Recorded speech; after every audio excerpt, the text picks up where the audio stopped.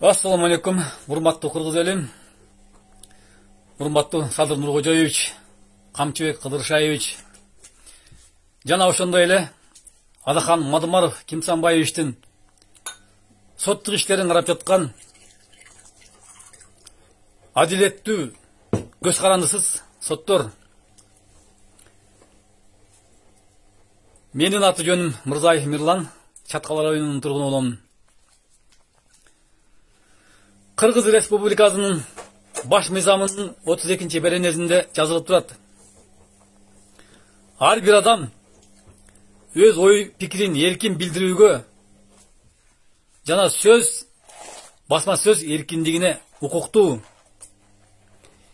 Эч ким өз ой пикирин билдирүүгө жана андан баш тартууга мажбурланууга мүмкүн эмес деп жазылып турат.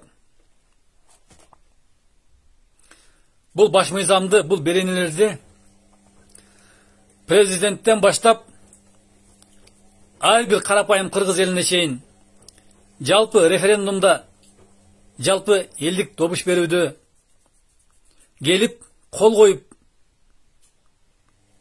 баарыбыз чогуу кабыл алганбыз.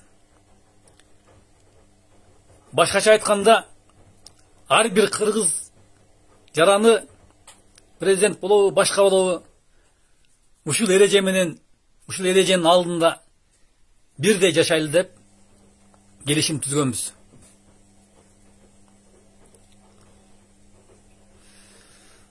Мына ушул беренелерге, мыйзамга, элге ишенип, азыркы күндө канчалаган активисттерибиз, патриот уул кыздарыбыз, саясатчыларыбыз темир түрмөнүн артында жатышат. Алардын катарында Адахан Мадумаров Кимсанбаевич дали ушул эле мыйзамдарга элге ишенип, ар дайым мыйзамдуулукту, тактыкты талап кылып келгендиги үчүн канча айдан бери соттук териштирүү иштери бүтпөй, созулуп, саясий ишке айланып келе жатат. 50ден ашык күбөлөрдүн көрсөтмөлөрү, ошол эле протоколдун юридикалык күчкө ээ эмес экендиги далилденип турса дагы,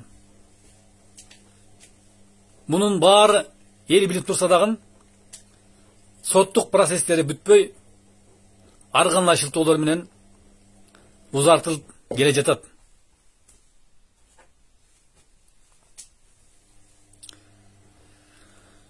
Адахан Кимсанбаевичке окшогон тажрыйбалуу, билимдүү инсандарды мамлекетибиздин өнүгүшүнө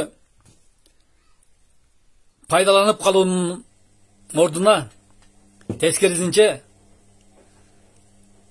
камап аткандыгыбыз, 30 жылдан бери мамлекетти талап туноп канчалаган президенттерди жардам түрткөн кошоматчыларды айланаңыздарга курчатып алганыңыздар өтө өкүнүчтүү. Бир кездерде Сооронбай Шариповичтин учурунда так азыркындай болуп, ооз ачкандан адамдар коркуп турган убакта Адахан Мадумаров Кимсанбаевич Садыр Жапаровду адилетсиз камап отурадыңар, мыйзамсыз камап отурадыңар деп үн каткан саясатчылардын бири. Анын артынан жалпы кыргыз эли Садыр Жапаровдун боштондугун талап кылып көтөрүлө баштаган. Анын ичинде азбы көппү биздин дагы салымыбыз бар деп эсептейбиз. Соцсеттерде, митингдерде Сооронбай Шарипович тоген тармагы көзөмөлдөн чыгып кетти дедиңиз. Аны тартипке келтириш үчүн мамлекетти өнүктүрүү үчүн Садыр Жапаровду чыгарып коюңуз деп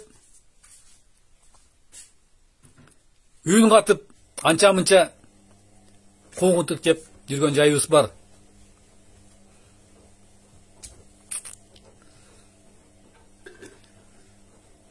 Мындай камоолор сын айткандын, ой пикирин айткандын баарын камай берүү жакшылыкка алып келбейт. Анда баш мыйзамды өзгөртөлү, демократиялык жолдон баш тарталанда, авторитаризмди, тоталитаризмди тандайланда, сөз эркиндиги жана башка укуктарды, мыйзамдарды жок кылаланда,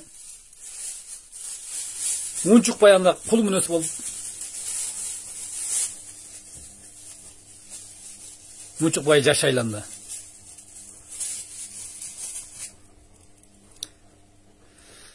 Ар бир адамда, ар бир башкаруучуда кемчилик болот. Бирок аны айтып турганга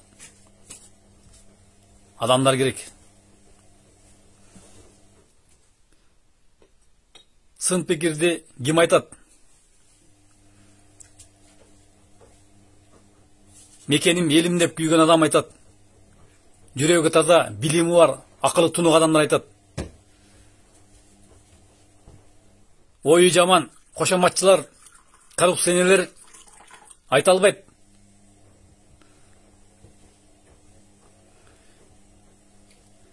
Ошолордун катарында бул камоолор боюнча Ала Бука Чаткал районундагы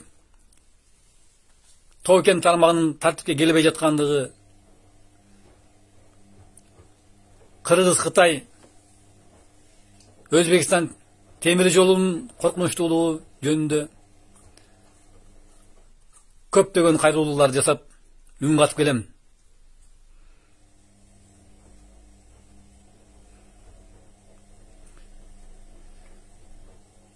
Мындай камоолор же болбосо Кытай Кыргызстан темир жолу бул бийликтин түбүнө жетип коюшу мүмкүн.